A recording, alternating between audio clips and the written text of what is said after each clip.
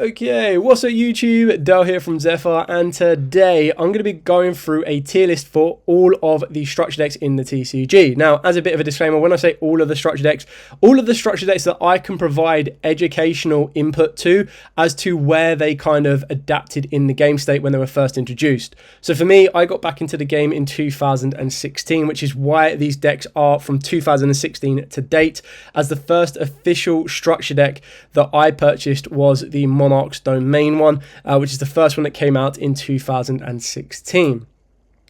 As a caveat, this is only going to be structure decks, not starter decks, and I felt that all of them pre-2012, I couldn't really provide a correct outcome into where they adapted the meta because I wasn't physically playing, but whereas I feel that I can provide a very good insight into all of these structure decks that I've got before you, into where they land, how effective they were in the game, and everything else in between. So as you can see from our tier list, we've got Meta Contender. So this is obviously the highest caveat. This is where the structure deck came in and it adapted the meta. It was able to fully compete consistently. It was able to appear quite a lot with a little bit of investment, like not going too crazy with like Primite level investment, but could still be very, very good as a structure deck base. Then you've got Competitive. So this will be the list, or like the point where the deck could still compete. It would get the odd top here and there, but it wouldn't dominate. It wouldn't be on the level that the rest are when considered as meta. You've got staple value, so these will be decks where they were kind of okay, but you would really only buy them mainly for the staple involvement. Yes, of course, there will be meta decks that have staple involvement in them, but we'll be looking specifically at staple value where it was more so the staples in the set, like maybe a Twin Twisters and Evenly Matched or something along those lines, that made it more appealing than the actual decks itself. Then we've got Casual Fun. So these will be decks that were decent, but they weren't really going to be top in regionals or competing on the highest levels in comparison to the rest. And then we've got Missed Opportunities, which can be considered quite a lot of these, but they're basically just structure decks where they never really hit the potential that they could have done to kind of get it to where they need to be. So we're going to be diving into this live. I've got the chat going to the side as well, so if they do have any questions or any input, by all means, please let me know, and I'll be more than happy to kind of talk back and forth with you and go from there. So the first one that we're going to be talking about is Emperor of Darkness structure deck. Now this came out as a 41 card structure deck on the 29th of January in 2016. God, that was ages away. Now this introduces us to some brand new Monarchs cards such like Erebus, Eidos, and of course the Prime Monarch. There was loads of different variants when this structure deck first came out, and what I mean by that is you had originally Domain Monarchs, which meant you played without a structure deck, and then there was Extra Deck Monarchs, which allowed you to play with stuff like Seraphonite. It also allowed you to play with additional normal summons, and it all kind of came back down to a very simplified game state in the format back in the day, where you could slow the game down. Getting a monster on the board to then start off your tribute summons for your Monarchs really did put you in a very good position. So the Monarch structure deck was one of the first, in my opinion, that really did come into its own and was definitely a meta contender. I remember when this first came around, we were going to like Nationals, and it was the first year that I went to Nationals, and the majority of the decks in the top cart were Monarchs. It was insanely powerful, very, very good, and it could be played relatively straight from the box. There are a couple of cards that were admitted from it that did cost you a little bit more in order to kind of complete and put it together, but even then you could actually build it on a very tidy budget, and in my opinion, this was the first time I'd really seen a deck go, okay, straight out of the box, where can you take it? How can you compete with it? And the Monarchs definitely tick that box. The second one that we're going to be talking about will be the Felgrand structure deck. So this was called Rise of the True Dragons.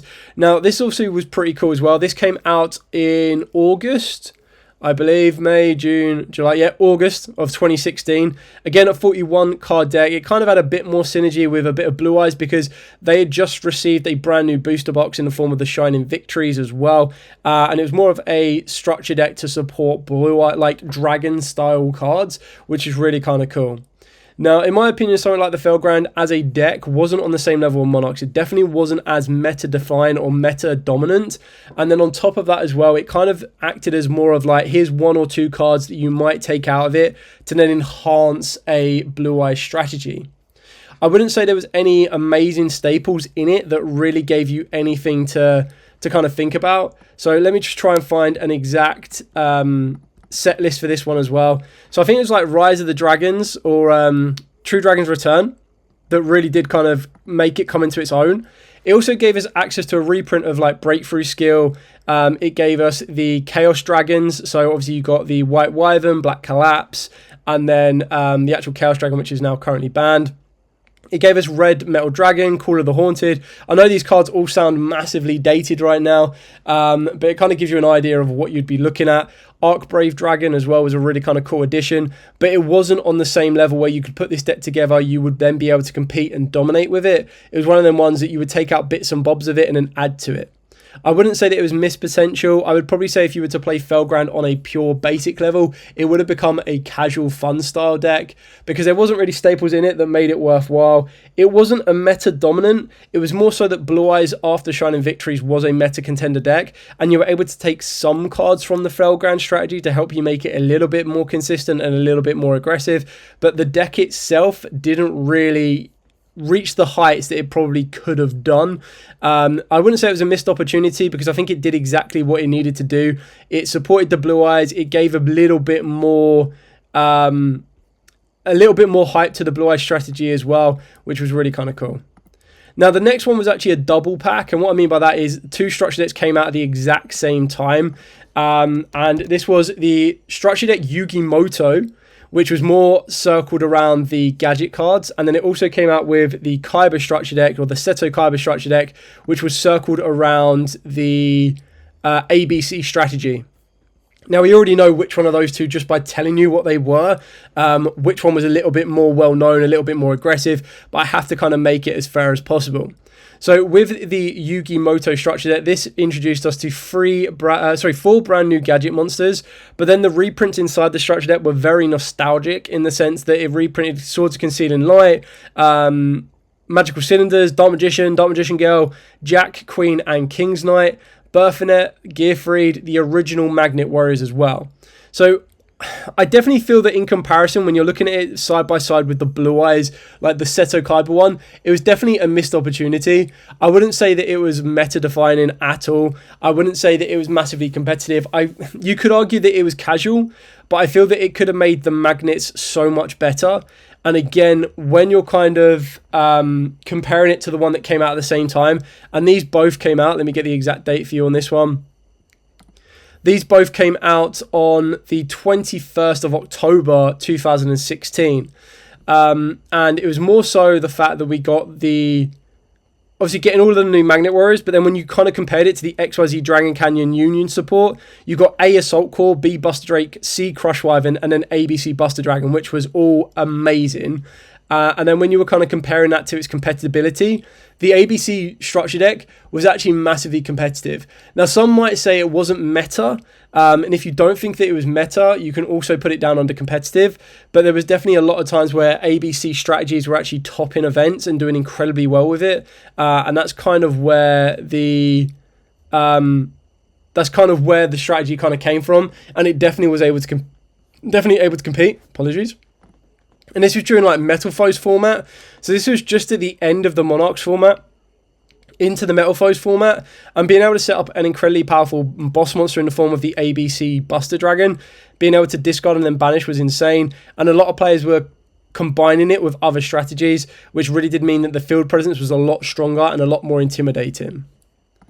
The next one that we're going to be talking about is the Pendulum Domination structure deck. So this was the first structure deck we got in 2017, and this came out on the 1st of January.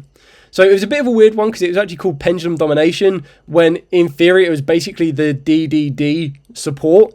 It introduced us to more DDD monsters, Dark Contract. It gave us Gust King Alexander, Flame King Genghis, that was basically tin promos, and it basically were able to add those to this strategy to enhance it. So it gave us some more Megatin reprints of stuff like DDD, Wave, Oblivion King Caesar Ragnarok, and then Triple D, Duo, Dawn King Kali Yuga. So when you were able to add those to the structure deck, the Pendulum Domination, and let me just get the Nation deck list. It was mainly getting access to Siegfried, which was like a level 8 synchro monster, and then Beowulf as your aggressor. But the Siegfried allowed you to negate spells and traps, which was really kind of cool. It was a really good and fun structure deck, but again, I feel it kind of missed potential. Sometimes it had its competitive moments, but this was all before, like, we got DD Lamia, which is a really kind of cool introduction to the deck as well. but it never really had a lot going for it. Keep in mind, this is all before Nibiru was even a thing. You did need to worry about Ash Blossom around this time, I believe, or at least, I think it was like the end of 2016, the Maximum Crisis came out. But it was really kind of fun. It was really kind of powerful. It gave you access to Synchros Fusions. The only issue is it had in its own inbuilt burn damage, but then it also had on the flip side of that ways to gain life points back. So it was a very, very fun deck. You didn't get any like extravagant staples in it. It was all relatively quite straightforward with what you were getting in the DD structure deck, because DDDs themselves are very combo orientated. Like, they want to combo off as much as they possibly can. They don't really want to be relying on loads and loads of hand traps. And these are back in the days where you were like, 3-card combos were acceptable because you didn't need to worry about 101 hand traps. You only need to deal with like 1 or 2. And this was before Infinite Impermanence as well. So the DDD Pendulum Domination structure deck, I believe I would probably say it was more casual fun. It was probably more casual fun than the Felgrand. You could say that it was competitive, but you needed to be a very particular pilot. And again, it wasn't something that was dominating the meta in comparison to something like the Monarch structure deck or the ABC structure deck. It just kind of came down in this really weird environment that didn't work to its strengths in its best possible way. Now, the next one again was another double deck release, I guess. And this was Ancient Gear. Let me just get the list up. And Dinos. Now, quite like the Yugi and the Kaiba structure deck, you had one that was more sought after than the other. So this structure deck was the Machine Reactors and then Dino Smashers Fury. And these both came out on the 14th of April 2017. Now, again, when you're comparing these one to the other, one really did stand out a lot more than the other. When you're looking at like the list of staples, there wasn't really any staples that kind of jumped out at people. But I think the biggest issue that it had was the cards in the Machine Reactor structure that were actually really kind of good. You got like the Wyvern. You also got the level 9. I'm trying to remember the exact name off the top of my head.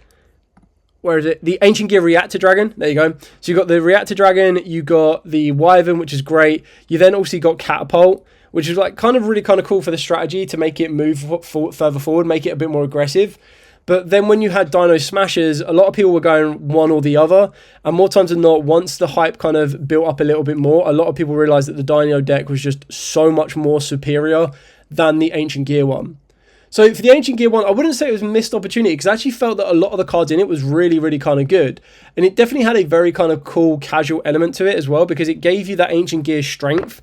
And I felt that at the local environment and at the format that we were in at the time, it wasn't a bad choice. But then if someone said to you, do you pay £8 to £9 for the Machine Reactor structure deck, or do you pay £8 to £9 for the Dino Smasher structure deck? You would go for the Dino Smasher structure deck, because again, shocker, this one was a meta contender. As soon as this deck dropped, a lot of Dino decks started floating around. We ended up getting loads of different variants, whether it be Dino Thunder, whether you had Dino True Kings. It just really kind of gave a different dynamic to the way it was being played. And yes, of course, there were ways where you could abuse the VFD Dragon, which basically just turn skip your opponent. But the fact that it had Ultimate Conductor Tyranno is probably still one of the best main deck boss monsters in the game. The ability to flip all of the monsters face down, and again, remember, this was before Link Summoning was even introduced to the TCG. It really kind of did give it a lot of power, a lot of OTK capabilities, and being able to play a deck like this with OTK capabilities wasn't as difficult to do right now. Because with an OTK style deck, you need to make sure that you have loads of board breakers. Whereas with Dinos themselves, they actually had a lot of consistency. They could go first, they could go second, and then just being able to utilize Ultimate Conductor Tyranno basically gave them a full board clear with burn damage that still was able to set itself up for a bit more protection later on as well. So then moving on to the first structure deck of the Link era. So this came out on the... that can't be right. This has to be of November. So it says that it came out on the 11th of 2nd, but that can't be right. And then the 11th of the 3rd. So I'm pretty sure it's the dates are the wrong way around. That it should be the 2nd of November 2017. So this came out at the end of the year. Now, I believe, if I remember correctly, the structure deck Cyverse Link was the first Link structure deck. And this, so this was the one that didn't introduce us to Decode Talker, but it introduced us to the Timegate Wizard. Let me get the full list up in front of me. There we go. So it introduced us to the Enko Talker, Trigate Wizard, Binary Sorcerer. So this was basically like the second one. The first one was a starter deck that introduced us to Link Spider and Decode Talker. This was the second one that kind of enhanced the Link capabilities. Remember around this time as well, once we moved into the Link kind of era, the reason that Dinos were still so good is for the pure fact that Dinos didn't rely on the extra deck. So it was one of the very few decks that didn't need to adapt its entire strategy when utilizing Link monsters and trying to use the extra monster zone and try and work around it that way. So it was another one that when this format kind of came into play, it didn't really worry. And you'll start to see from the next couple of structure decks that a lot of the decks were designed not to utilize the extra deck, or they were utilizing Link monsters to kind of enhance this strategy that was being introduced to the game. Now, there wasn't really any crazy staple values again in this one. So this one gave you stuff like Mind Control. That's okay. Cosmic Cyclone, fairly decent at this point. Where Art Thou, Gold Sarcophagus, Shuffle Reborn, Soul Charge, Signet Backdoor. Kind of all okay cards. Dimensional Barrier, that can't be right. Ghost from the Past, Storming Mirror Force, Quantum Cat, better dig those out with your Odin decks. You want to be going down that route. But then everything else wasn't really that revolutionary. Keeping in mind, we were still floating around with Firewall Dragon at this point as well. So it wasn't anything too crazy. I wouldn't say it was missed opportunity. I don't even really want to say that it was casual fun. But in that format where we were at, is if you wanted to play a full-on Link deck, that was probably the best you were going to get. Now, the next one on the docket will be the first one of 2018, and this was the structure deck Wave of Light. So this one came out on the 18th/19th of January, and this was basically the kind of updated version of Air Knight Parshath, Sanctuary in the Sky, and really kind of floated back around the fairy strategy. So this one was kind of cool as well because this introduced us to Eva, which is a really kind of nice introduction of a card. I'm just going to get the full set list in front of me. It wasn't really meta defining, it wasn't really meta dominant, but what it did give you is it gave you loads of kind of cool fairy options. It made it a very control style deck, very counter orientated, being able to get access to Eva, which allowed you to float into different fairy monsters. We also got stuff like a reprint of Solemn Warning. We got reprints of some of the other fairy based monsters, counter traps that were utilizing life points. And it really kind of did come up with being able to play Herald of Orange Light, Green Light, and Purple Light. And of course, the Guiding Ariadne, which meant that if you had it in the Pendulum scale, you didn't have to pay life points to activate your counter traps. And then on top of that, you had Archlord Christia. So it definitely simplified it down a little bit.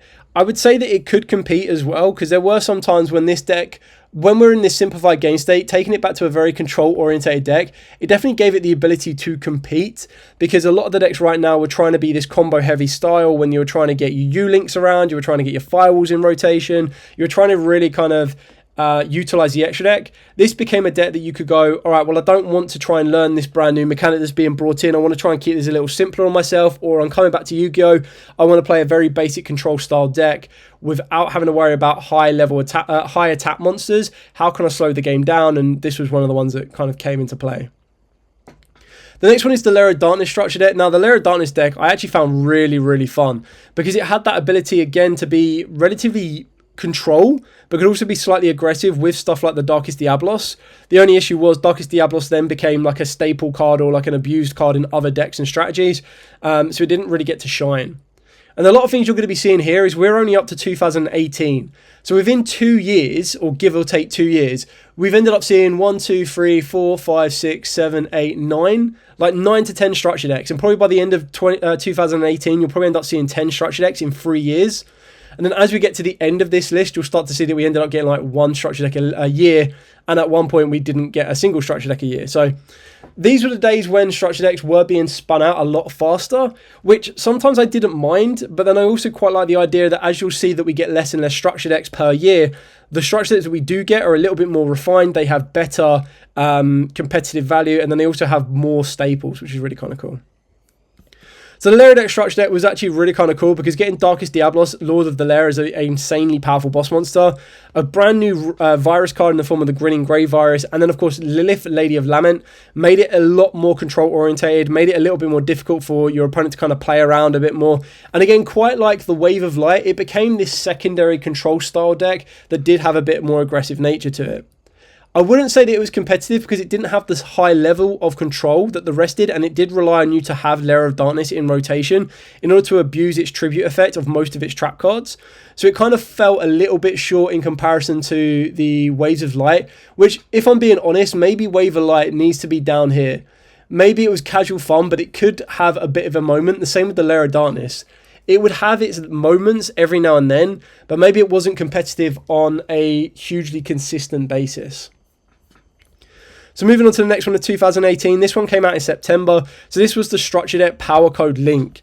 Now, unfortunately, this didn't really have anything of mass importance or mass value. And what I mean by that is this was another one of them structure decks that a lot of people, let me just get the deck list up. A lot of people kind of didn't see, kind of was still a bit resilient. A bit resistance to the involvement of Link strategies. So we got some cool generic cards in the form of like Lady Debug, Flame Buffalo, Sea Archiver. These are all kind of cards that you would play with generic Link strategies. Reprints of Cyverse Gadget or the introduction of Cyverse Gadget. The only real staple reprint we got was something like Skullmeister, Effect Veiler, which wasn't too bad.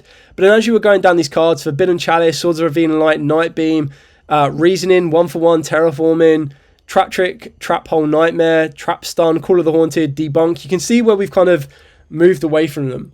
The best thing that we did get with this set was we got Traffic Ghost and Lamp for Linkus, which were basically just Link monsters that were pointing down left and right, which was at this point the biggest issue that a lot of people had is when they wanted to summon two monsters from the extra deck, they wanted a Link monster that pointed down left and down right. And up to this point, we didn't really have any generic Link monsters that provided those two zones. So this was like the best thing that this structure deck provided us was the ability to have these Link monsters that were very easily made because they just required 3 monsters or 2 monsters rather than effect monsters or anything else like that. And that did allow us to kind of open up a bit more space on the field. It is amazing to think how far we've come that we were getting excited about a Lamp for Linkus, which was basically like a non-effect Link monster that gave us 2 zones. And now today's standard is like SP Little Knight. So it was really kind of, it wasn't the greatest of decks, but it was one of the ones that at that moment in time, those cards were considered staple must-haves. So you wouldn't really go out and buy the deck, but you would go out and get like the singles. But because the singles were being utilized and being so sought after, the singles would cost you like £2 to £3 per copy. And you're like, well, I might as well just get the structure deck at that point. So as generic staple values go, it's not up here. But in regards to like the staple value it had at the time, it probably had more staple value than it did like casual fun or actual deck playability. But I'll put this alongside the other Code Talker structure deck to kind of get a bit more of an idea behind it. So the next one we've got is Zombie Horde. Now Zombie Horde was like one of my favorites. I really do like this structure deck. So this one came out in November again. So like I think this is the last one. Let me just double check. Is this the last one of the year? Yeah, this is the last one of 2018. So the Zombie Horde structure deck introduced us to a brand new Red Eye Synchro zombie monster. And more importantly, it introduced us to Necrowell Banshee and of course Boulder Rock, which were both incredibly powerful zombie introductions to the strategy. It gave you the ability to constantly keep reviving a Boulder Rock, which gives you the ability to banish cards. But then on top of that as well, it also gave you the ability of getting Necrowell Banshee, which gave you the ability to get into your zombie world a lot more easier. And then on top of that as well, being a fan favorite in a zombie strategy was also quite sought after. So Necrowell Banshee, Tatsunet Necro was okay, he wasn't most broken, but then getting introductions to stuff like Glark Bloom, which gave you more easier access to Doom King Boulder Rock, was really, really important. And then everything else from that point on, the zombie reprints of stuff like Mozuki, Gozuki, Shiranui Solitaire, Unizombie, your Beast of the Pharaoh sometimes came up, were also quite good introductions to the structure deck as well, and just getting this together was actually really easy to do. I would say it was probably more alongside the level of casual fun than anything else. But the deck was still really good because we kind of got to this position where if you were able to add stuff like Super Polymerization to it, once it came back on the list later on down the line, it gave you that ability to turn all your opponent's monsters into zombies and then Super Poly their entire board. So when you're kind of taking it into account for like a simplified game state, the Zombie Horde structure deck was a very, very good structure deck to have. But then that kind of shadows in comparison to the next structure that we get, which is the first structure of 2019, and in my opinion probably the most successful Link era based structure deck, and that is the structure deck Soulburner. So this came out on the 14th of February, so they kind of followed the route of Blue Eyes that way as well. But not only did this introduce us to an incredibly powerful strategy in the form of the Salamangreats, but it also introduced us to the first big staple reprint in the form of Ash Blossom and Joyous Spring. Now what I mean by this is this was one of the very few structure decks you could actually buy opened a little bit cheaper for like £5 a structure deck, but there would be no Ash Blossoms in them. The Ash Blossoms themselves would retail for like £5 plus, and after a bit of time, once the Soulburner structure deck started to sell out, they were going out at the same price as a structure deck as well, which is absolutely insane. Now, you still needed to get Salamangreat Sunlight Wolf, which was coming out in the upcoming set, but everyone already knew that the Salamangreat deck was going to be competitive, and it definitely was. It was one of them ones that was a high-level meta contender, and arguably probably the best of all the ones shown up here right now. I would say it was definitely better than the Monarchs, but the Monarchs was a lot more dominant during its time period.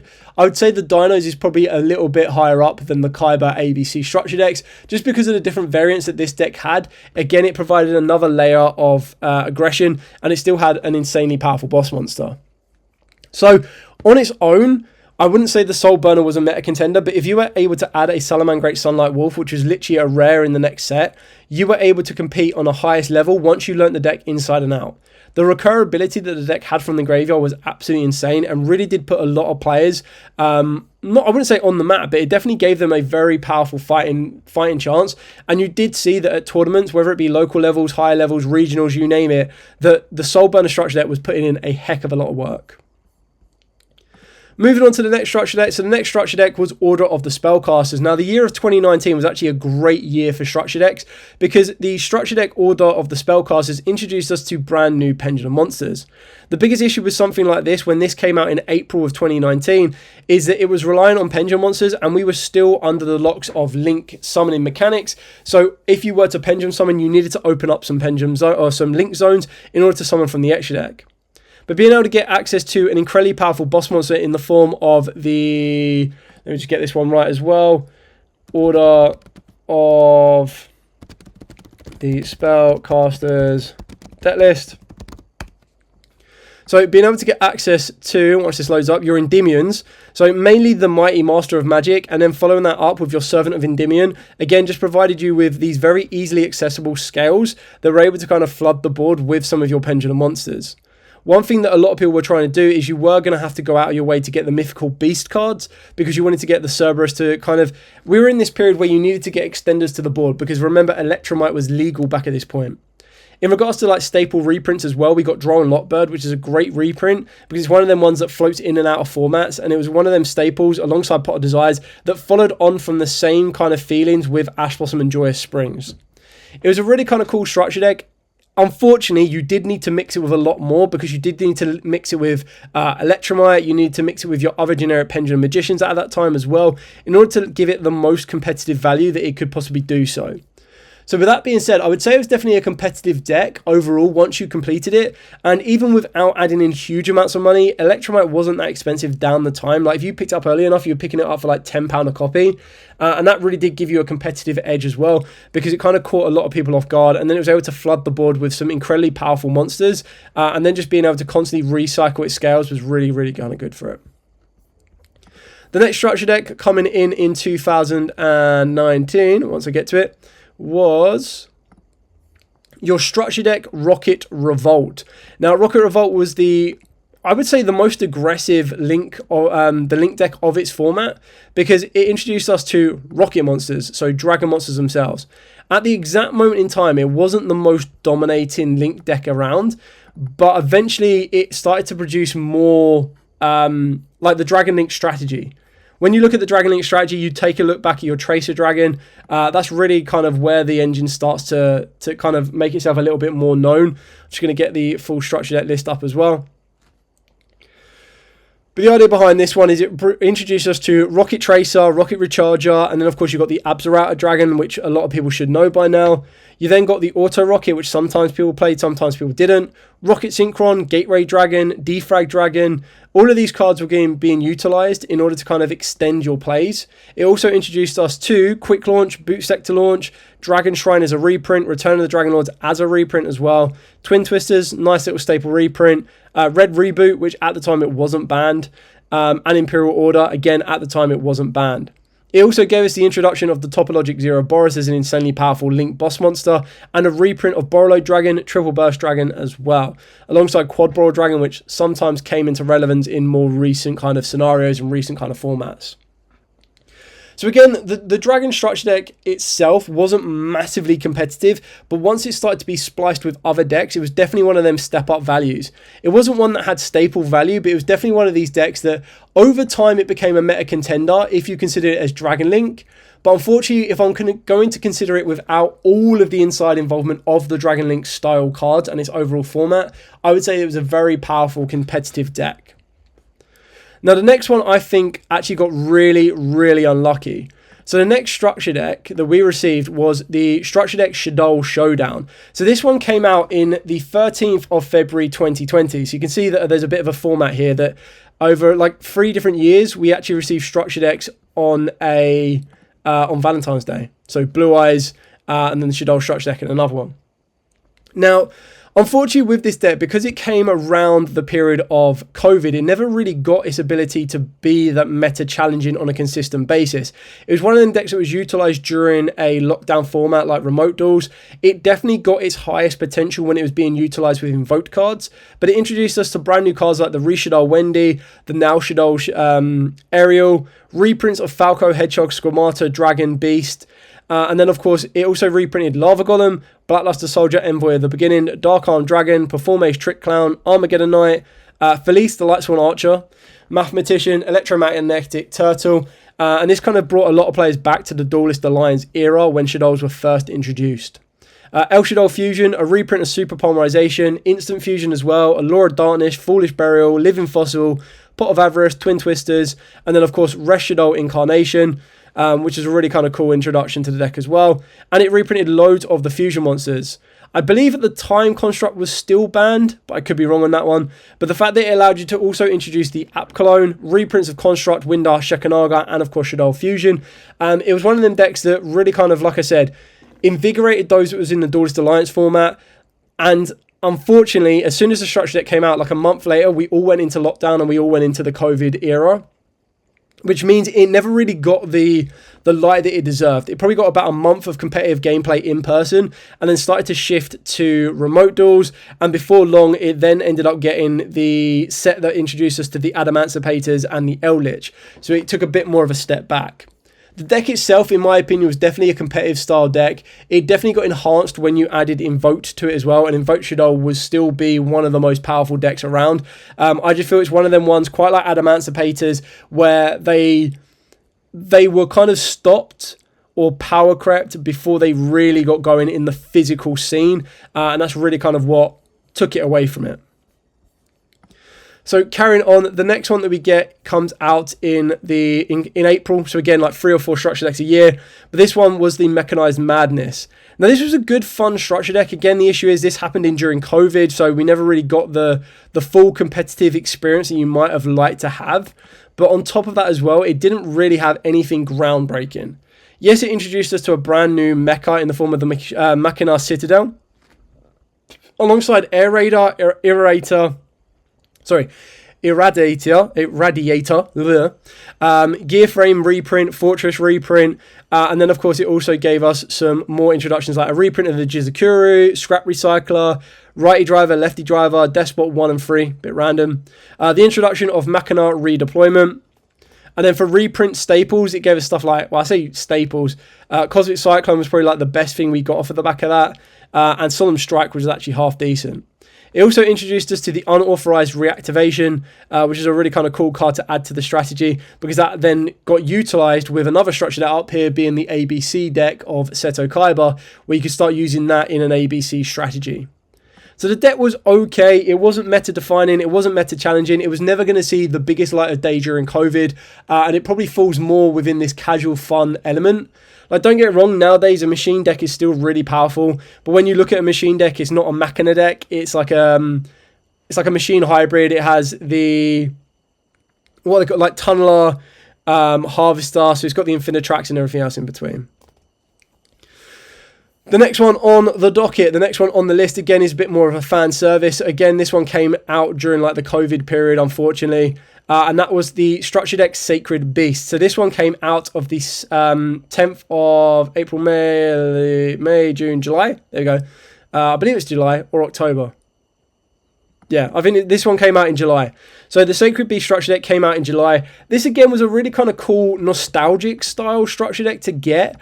But again, being during the COVID period, it never really got a competitive usage. It was a fun style deck, but it was a deck that was kind of held back with the amount of high-level monsters. The one benefit that you did get with a deck like this is you could play it directly out of the deck. It gave you some really kind of cool staples in the form of like a Kaiju for the Raiden, the multi-dimensional Kaiju, Chaos Hunter as well, and then you got Danger Chupacabra. We then, of course, got the brand new introduction of Opening Spirit Gates, the Dark Beckoning Beast, which a lot of you may now know because of the U-Bell meta.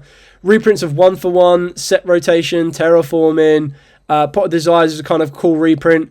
The classic Mystical Space Typhoon in the form of like Maxi that the OCG may or may not have gotten. And then we got the Uriah, Hamon, and Raviel. And then Dimension, Fusion, Destruction. So it was a very, very fun deck, but unfortunately that's kind of where it ended. It never really was going to be anything too top meta. It's definitely more of a casual element, and it didn't really have huge staple value. There was no cards in there that was a staple card. You were like, oh my god, I have to buy the structure deck for this staple. It's probably more one of them ones where you would get it if you were a Sacred Beast fan. And the irony is, those that did get it as a Sacred Beast fan were probably laughing a little bit when Dark Beckoning Beast commons were worth just as much as the structure deck when you first got them. The next one we do have, which is the last one, I believe, of 2020, is, of course, the Structure Deck Spirit Charmers. Now, the Spirit Charmers themselves left a little bit to be... I mean, yeah, okay, this is probably like the worst structure deck we'd had for a long, long time. Probably, it's definitely a missed opportunity, so I'm just going to put it there and I'll talk about it a bit more. So this goes alongside Yugi Moto's Gadgets.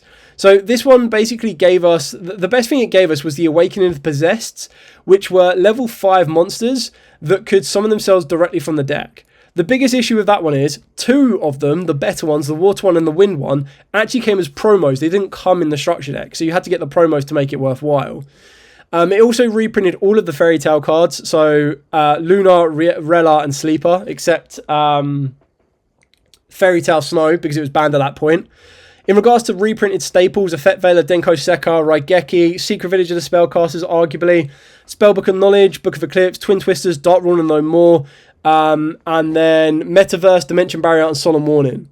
So unfortunately, it was actually the reprints in this one that were the most appealing. I wouldn't say it was like staple value because some of those cards were very specific in the format that you were in, but I felt that it definitely missed potential. Like, it never really gave the deck a boss monster, which is something they kind of cried out for. The level 5s themselves weren't boss monsters because they were all 2000 attack, and then it was cool they could be special summoned from the deck, but you had to send from the hand. You could special it from the hand or deck by sending a face-up Spellcaster and a face-up level 4 or lower Earth monster, which basically meant, for those of you that don't know how the Charmers work, the Charmers are all Spellcasters, and then they all have like their familiars.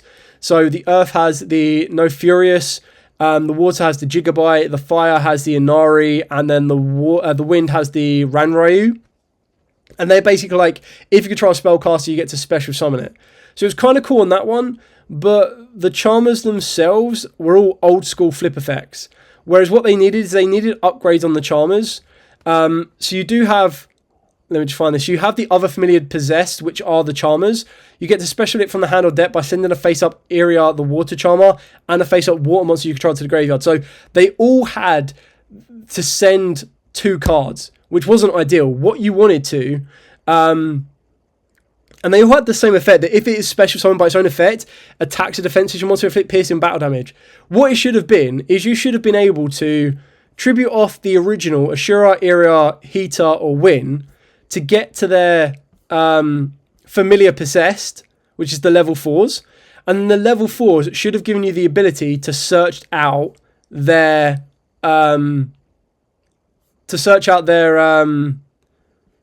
completely forgot what I said earlier, like they're not their Possessed, but their familiars. There we go. It should have given you the ability to search out their familiars. So it should have become like a 1-card tribute to get, and then that would allow you to work from the Earth Charmer, Water Charmer, Fire Charmer, Wind Charmer into their familiar Possessed, search out their familiars, summon down the familiars, and then work their ways into the awakenings, which is the level 5 monsters. Like, you weren't really adding huge amounts to the board, even though the awakenings were searching you out certain cards or doing a bit of burn damage, but it gave you the ability to search out a spiritual fire art, a spiritual earth art, or a possessed spell or trap, and it just made it a little bit awkward. So I felt that these were definitely missed opportunities, and they could have been so much better with what Konami had available to them and kind of like the strategies that were available around them. So as we start to slowly work our way out of the COVID era, we're still kind of like in the tail ends of it. We're in for 2021. So the first structure deck of 2021 was Freezing Chains. So this was the Ice Barrier structure deck.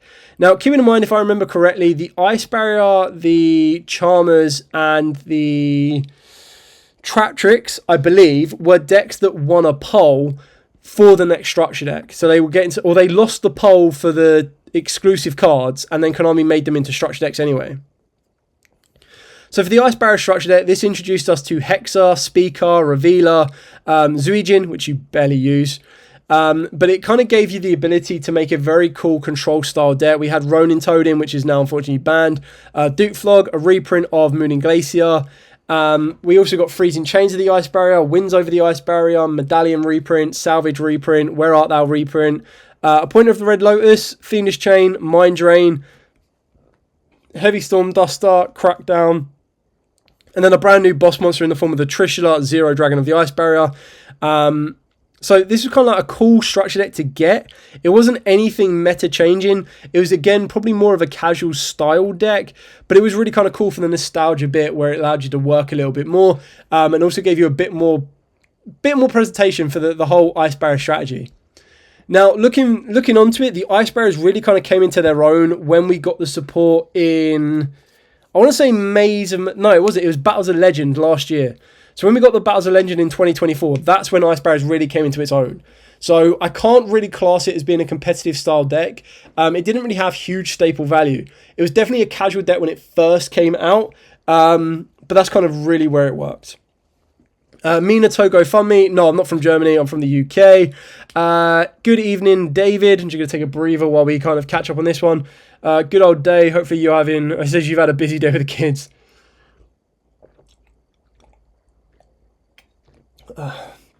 Good old original Blue Eyes starter deck from back in the day. What do I think will or should be the next structure deck? Well, what I would want it to be is Dark Magician. I don't think that's going to happen. What it should be is Red Eyes Black Dragon, because Red Eyes have just been abused. Like, Red Eyes really need some help here. Like, I don't want Red Eyes to be a Dragon Link deck, and I don't want Red Eyes to be a burn deck, which is the issue. They need to find what they want Red Eyes to be, because at the moment they're still within this, like, they're in this grey area of, they can, like, their best card is like an XYZ monster, their second best card is a fusion monster, but their fusion monsters want to burn, their XYZs want to burn, and it's like, I don't want a Red Eyes FTK deck. I want like a good competitive style deck. But I feel that if you make Red Eyes have any good staple dragons, it just becomes a Dragon Link deck, which is, not really ideal. So, carrying on into 2021 as we pick back up. So, after Freezing Chains, we get Cyber Strike, which comes out on the 15th/13th of October. Now, the best thing about this, unfortunately, it was support for Cyber Dragon Darks, which is kind of okay. The issue with it is Cyber Dragon Darks never really got ticking in the way that they wanted to. They never became hugely competitive. And unfortunately, when you were looking at the Cyber Strike structure deck, what really grabbed most people's attention, rather than the Cyber Dark cards themselves, was the fact that it reprinted staple cards in the form of, when I get to it, Infinite Impermanence. So, I believe at this point, Infinite Impermanence had like 2 prints, I want to say. Let me see where this one comes into. So, it was... Oh, it had loads. What am I talking about? It had a secret rare in Flames of Destruction. It then had an ultra rare in Dual Power, an ultra rare in Dual Overload, a gold in Maximum Gold, an ultimate in OTS Tournament Pack 17, and then it came out in the structure deck. So it was still relatively difficult to get hold of, as I think at the point, quite like the Salaman Great structure deck, you were looking at like like a £7 card in the form of infinite impermanence. So you're like, I might as well just buy the structure deck. With the Cyber Strike structure deck, as I was saying, I feel that this was like definitely missed opportunity. I feel that they could have made it a lot better. Cyber Dragon Darks being what they are kind of limited its expectations, and I think they could have made it a little bit better. But as you can kind of see, as we've gone over this timeline, right, we get the odd one that is a meta contender, the odd one that's a competitive one, but then the majority is like casual fun, nostalgia, and like missed opportunities overall, but still relatively decent structure decks as a whole. So moving on to this one, we then move into the next structure deck. So this structure deck was probably one of the best of modern years, and this was the structure deck Albaz Strike. So this one came out on the 13th and 15th of April. And the best thing about this one, well, I say the best thing about this one, is it enhanced an already existing strategy. So we already were able to get hold of Aluba, Jester of Despia, which did make it a little bit more expensive in the lead up to it, but the structure deck itself actually gave us some really kind of cool reprints in the form of the White Wyvern, Black Collapse, Starly Safer, Keeper of Dragon Magic, Artifact Scythe, Summoner Monk, Ghost Ogre, Effect Veiler, and then of course it introduced us to Branded Fusion, which is an insanely powerful fusion spell card, reprints of Pot of Extravagance, Called by the Grave, Dark Ruler No More. It pretty much had it all. Dimension Barrier, There Can Only Be One, you name it, and loads of extra deck monsters as well, being Albion, Sprind, Brigand, Titanicad, Lubellion, and Mirajade. The one thing it lacked outside of the structure deck was consistency to get to your Branded Fusion, but then I also do like the fact that it added a budget alternative to Aluba, which at the point was like £50 to £70, in the form of the Springans kit. Now the Springan kit wasn't perfect, but it was one of them ones where if you didn't have the money to... God damn it. Everything's just deciding to kind of go down on me today. If you didn't have the money to splash out in order to get you the Alubas, you were still able to play the deck. So it was definitely I would like to say on its own, it was competitive. Definitely the highest of the competitive decks. But when you start adding in the Alubas and the Despias and everything else, it would go up to meta contender. No doubt about it. So I kind of want to put it as a meta contender. I don't know if it was as dominant as the Soulburner, but I think at max power, it was a meta contender. On its own, it was competitive. There's like no doubt about it. Like Brandon is now having a second wave right now. A lot of hype around it, a lot of expectations, and it's actually doing incredibly well, performing incredibly well on top of it. So moving on to the next structure deck. So the next one comes out on the 30th of September 2022. So this one is, of course, the Legend of the Crystal Beasts. Now, this one has the same feel as the Charmer deck. The deck's still relatively good. It did introduce us to some brand new cards, but some of the reprints in this structure deck was really kind of cool. So it reprinted all of the original Crystal Beasts, which is awesome. It then gave us a reprint of Dimension Shifter, Ash Blossom, and Ghost Spell alongside Contact C. So very good reprints. It then introduced us to Wakening of the Crystal Ultimates. And on top of that, once I get to it, reprints of Cosmic Cyclone and... where are they? There they are. Rainbow Bridge of the Heart and Crystal Bond. Great additions to the deck.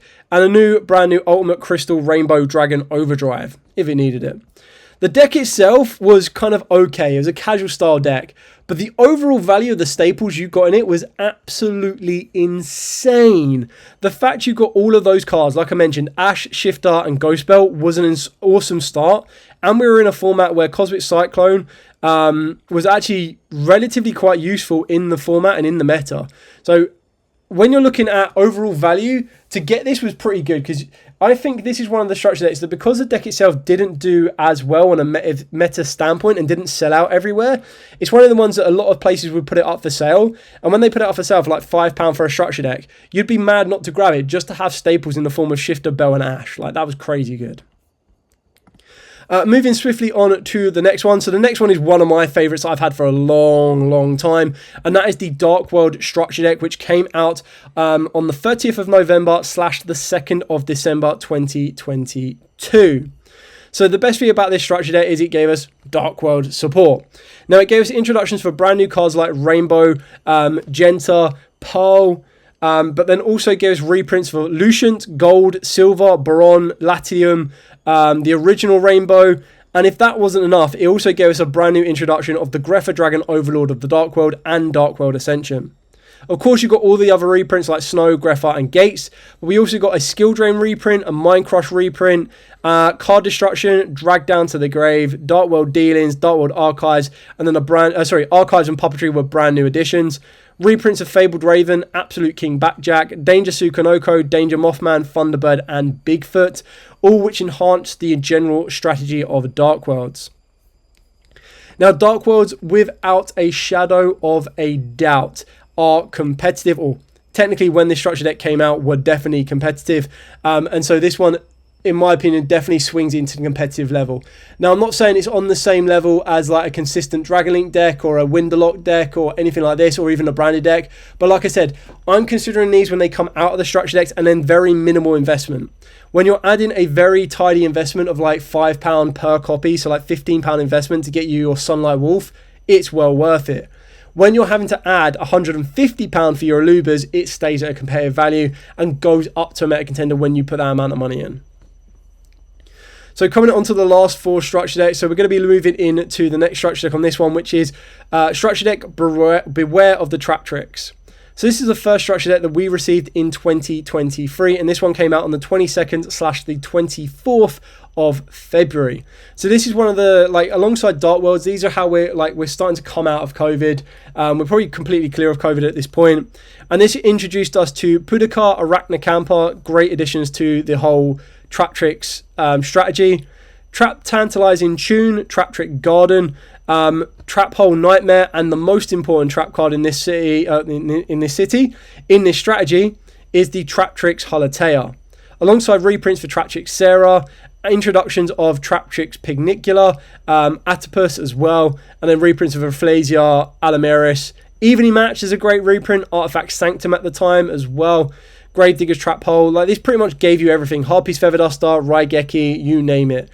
Fire and Ice Hand, so you could play a hat deck if you wanted to. Artifact Moral Attack, Mekk-Knight Blue Sky and Purple Nightfall were very interesting reprints. It also reprinted Ash Blossom and Joyous Spring, so its staples were pretty decent, alongside 2 very powerful kaijus in the form of Gandala and Komongus. So the Traptrix structure deck, in my opinion, was definitely a competitive deck. Like, you could take this to a local environment and you would win with it, and you could also take it to a regional and pilot it very, very well. It's a very awkward deck to deal with. The biggest issue with a Traptrix deck and a Traptrix strategy is the fact that it lacks an all-out boss monster. A lot of its cards want to be able to sit defensively, or they want to be able to gain advantage off of the back of cards, and they're not incredibly strong in the form of Traptrix Sarah. Even its most aggressive monster in the form of the Traptrix Atopus is a link-free monster that gives all of your Traptrix monsters 1,000 attack. So it makes all of your other monsters stronger, including itself, but it needs to have a bit more of a setup to do so. I do really like the Traptrix structure deck. I think it is very, very powerful. The rank 4 access it has is really good and effective. And then on top of that as well, when you're looking at stuff like Traptrix Penicular, which is obviously a very nice aggressive option, the ability to attach one of your opponent's monsters to it as material can be very, very good. And when you added a card like Time Thief Redoer to this deck, you were able to make an XYZ that had a trap material attached to it, and then it was always constantly able to steal your opponent's monsters. So you were just adding more and more capabilities. The only card that you really needed to add on top of that was something like your Parallel Exceed, because that just allowed you to link someone, go into one of your Traptrix, turn it into Sarah, and then use the ability of Parallel Exceed to then make something like your Traptrix Rafflesia, which meant you didn't really need to worry about Nibiru. So I really do like the Traptrix structure deck. I think it's incredibly good. And again, it's one of them decks that you could build outside. Like, literally, you get the structure deck, you put it together, you can compete with it. And then if you add a little bit of investment, like £20 maximum, you were then able to get all of the pieces you were missing to make it compete at a higher level as well and still do very, very well. So then we're going to be moving on to the structure deck, the Crimson King. So this came out on the 22nd/20th of September. And this one was, of course, a fan favourite, as it was a structure deck for Red Dragon Archfiend and, of course, Jack Atlas. So this deck itself, following off from the Traptrix structure deck, was still very, very good. It had a lot of aggression, it had a lot of consistency in the brand new cards of stuff like Vision Resonator, Bone Archfiend, and Soul Resonator. The biggest issue with a deck like this is that it did rely on, like, Nibiru was well and truly in full swing of things. Hand traps were definitely rampant, and it made it a little bit more awkward to kind of present your field and still produce a very, very powerful end board. It did kind of get its most strength if it was utilized with the Bestials, but the deck could still be played on its own. Introducing us to cards like Scarred Dragon Archfiend just made access to Red Dragon Archfiend a lot easier, and then having inbuilt protection to make sure that your Red Dragon Archfiend didn't destroy your entire field during the end phase also gave it a very nice aggressive punch in order to finish some of the games off. It is a very, very good deck, but I feel that when you're trying to take it up from a casual level to a competitive level, you need to add in something along the lines of the Bestial Engine. That's when you start getting access to Dispatter. That's when you're going to start getting access to more hand traps, when you're going to get access to more board field presence and just general combos. The deck itself is very, very good. It doesn't have any crazy staple values. I would like to say that it's competitive, but if I'm going to be applying the same factors to all of these structure decks, saying if you put a little bit of money into it, I'll give it a bit of a pass and let it go up a level. But with the Crimson's Dragon structure deck, for it to go from casual fun to competitive, it definitely needed to have a huge amount of investment into it. Don't get me wrong, I love the deck, I love the artworks, I love the combos that it can make, and usually if it goes off unanswered on its own, it is very tricky to deal with because you're dealing with cards like Red Zone, which make it a little bit more restrictive, gives it a bit of a spell and trap interaction as well. But if you wanted to compete on this on the highest level, you would need to add in right now about an additional £100 in order to get it to its max potential. Now, the penultimate structure deck was the only structure deck that we received, or the last structure deck we received before 2024 or 2025, and that was the structure deck Fire Kings. So we've already seen how good this structure deck can be, but then you do also need to tip your hat to Dinkabui, who was able to take this during the Rise EL format right to the top. So the Fire King structure deck introducing us to brand new cards in the form of the High Avatar Kirin, the Fire King Garunix, and of course that all-important Ponix, alongside more easier access to the Fire King Island in the form of the Fire King Sanctuary, with reprints of Droll and Lockbird as well being a nice little staple addition. What else did we get? We got Tenki, okay, Dark Hole, Torrential Tribute, Solemn Judgment, Infinite Impermanence as well. And Heater. Heater was a pretty decent reprint on that one, and Coach King Giant Trainer. The deck itself is very, very powerful, very, very competitive. And outside the deck, I'm going to be putting it in the competitive factor. I definitely feel that it sits along this one. With the right pilot, as you saw, you can definitely win. But I feel that Dinkabui is an exception to that rule. Like, we can definitely see people play this on stream, but I feel that those right now definitely need Volcanics. And then you start taking outside influence with more of the staple cards like Fluoros and everything else in between. It's still a very, very powerful deck, and it's one of the decks, again, that you can build straight out the structure deck. You can keep it on a tidy budget, as you've seen previously with some of the videos that I've done, when you're looking at stuff like the Fire King Tri-Brigade, when you're looking at stuff like the Fire King Dogmaticas. The deck could be played on a very tidy budget and compete with a lot of people around it, but it's one of them ones that really did kind of come into its own when you start adding an increased pilot to it. And then, of course, at the period, it was being utilized with Snake Eyes as well. So again, to take it up from competitive to a meta contender, you needed to add in a decent amount of investment, but just on its own, coming out of a structure deck, it could still very easily be competitive. So now we move on to the last structure deck, or the most recent structure deck we have received, and this one came out on the 14th of February this year, and that of course was the Blue Eyes White Destiny. So this one introduced us to brand new cards like the Neo Kaiser Seahorse, alongside the Maiden with Eyes of White, reprints for Nibiru, Ash Blossom, Effect Veiler, and Imperm. So even if the rest of the cards were absolute garbaggio, the reprints themselves are absolutely amazing. The other good thing about this is we got Wishes for Eyes of Blue, we got Blue Eyes Ultimate Spirit Dragon, and we got loads of cool extra deck reprints in the form of Blue Eyes Spirit Dragon, Azure Eyes, Hieratic Seals, Tyrant Dragon, Twin Burst, and of course Ultimate Dragons, both Neo and the original. Introductions of Spirit with Eyes of Blue and Indigo Eyes Silver Dragon. Now this deck, again, I'm just going to skip ahead on this one and tell you where it's going. This deck is competitive. Like, this deck can compete at local level. It can have plenty of different variants, as you would have seen on this channel, being presented to you inside and out. Trust me, I know how many I've done. I'm trying to shake it up. We will be doing other profiles, not just Blue Eyes, for the upcoming week to give it a bit more of a refresher, but I'll also kind of show you some of the Blue Eyes strategies that I've been working on in that week as well, to kind of keep your entertainment, or keep your Blue Eyes entertainment around. Now again, with Blue Eyes, for it to become a meta contender, you're probably looking at adding the Primite cards in them themselves. The Primites really do take it up a level. That being said, you can still play it on a relatively tidy budget. If you acted fast, you could utilize the Invoked engine with this deck, which is really powerful. And then you've already seen a Centurion version. There are, of course, Bestial versions as well. It really comes down to how much investment you are willing to make with this deck. The deck can perform straight out of the structure deck, and it can perform with a very small inclusion as well, so you can keep it on a tidy budget and still compete, which is why it sits within that competitive level, because again, as I've mentioned on a lot of these decks, if you wanted to take it up from the competitive level to the meta contender level, you're starting to look into adding more money into it, which is why the ones that currently sit in the meta contender level, you weren't really needing to add huge amounts of investment or huge amounts of money. It would still compete on its own.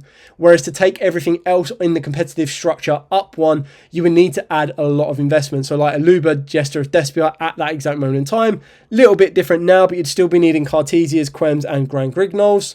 The Fire Kings, at the time you needed the Snake Eyes cards. Right now you need Volcanixes, so again, still like a £50 investment.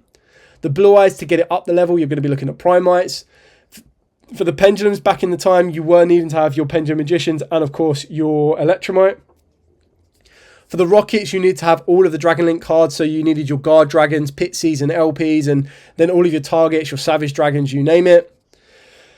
For the Shaddoll cards, you needed all of the Invoke cards, which at the time were relatively cheap. You'd still be looking at paying like £50 to £60 to upgrade that one. For the Dark Worlds, I just felt that it never really could go up to a meta contender just because of the formats. Like, yes, of course, it can play around stuff like Droll. It can play around stuff, well, sometimes it can play around Droll, but it can play around like Ashes and Imperms. But when it comes to like Floodgate cards like Droll and like Dimension Shifter, it really does struggle. The same for Traptrix. There are just ways to really slow it down and kind of control its status, trying to build a field. But if it's not kind of respected, it can still perform and still do very, very well. So that's it for the entire video. Apologies that the live stream cut out halfway through. I don't know what's going on in this one. It's either an internet connection or a connection to YouTube, but I will try and have a look into that so the next stream doesn't cut out like that, but it's a little bit out of my control.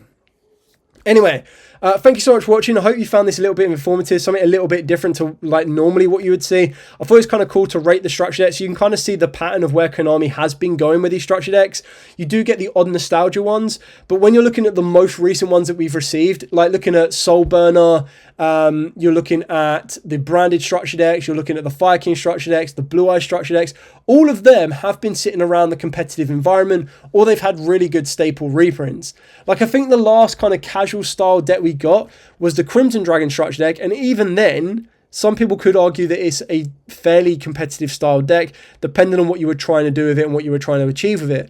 So that being our most recent one, and this one has an argument to step up a level, yeah, I think Konami are definitely on the roll here somewhere. Blue Eyes, Fire Kings, both of the last two structure decks are insanely powerful, and I can't wait to see what we get next. I know the OCG just got Exo Sisters, Cyber Dragon, and Eldritch. I don't know if we would actually get those as a structure deck here in the TCG. I feel we're going to be getting something brand new. I feel we're going to be getting something that is going to be a little bit more complete, and I kind of can't wait to see what we're going to get. There are the hopes and wishes of stuff like Red Eyes to kind of give it up a notch, but then I also feel that we're going to be looking more so, hopefully nostalgia updates, but I'm hoping we can work away from dragons a little bit just to kind of give us a bit more of a balance. I don't want it to be a light and dark style deck. I would love to see different attributes get a bit more of a support, but it kind of waits to be seen. Anyway, thank you so much for watching. If you like, comment, subscribe, share. Till next time, as absolutely always, stay safe and of course, happy dueling.